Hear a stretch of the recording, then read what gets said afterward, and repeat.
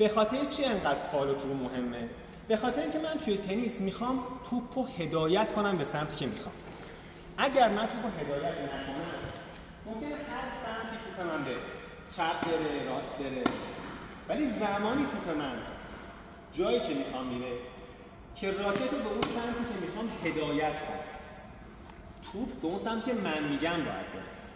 چرا تنیس انقدر سخته؟ چرا توی بقیه ورزش‌ها بچه‌ها زودتر راه میافتن؟ توی بدمینتون همه توی پارک راه میافتن، پینگ پونگ رو همه توی پارک میتونن یاد بگیرن، یا جدیدن ورزش‌های مثل پدل انقدر پرطرفدار شده به خاطر اینکه راحت‌تر.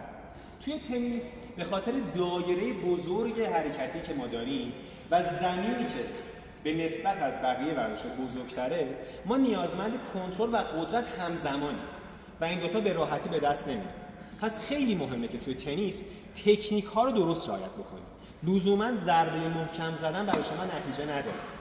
تنیس بازی احتمالاته. باید بتونید احتمال ضربه زدن و ضربه درست زدن رو ببری بالا. پس اگر توی روی توپت کنترل نداری، عملا تنیسور خوبی نیستی. شاید محکم بزنی، شاید بعضی وقتا وینر بگیری. وینر یعنی ضربه‌ای که انقدر خوب باشه که حریفت نتونه بهش جواب بده. ولی اون همیشگی نیست. باید ارورها و ایرادات کمتری داشته باشی که توی تنیس موفق باشی.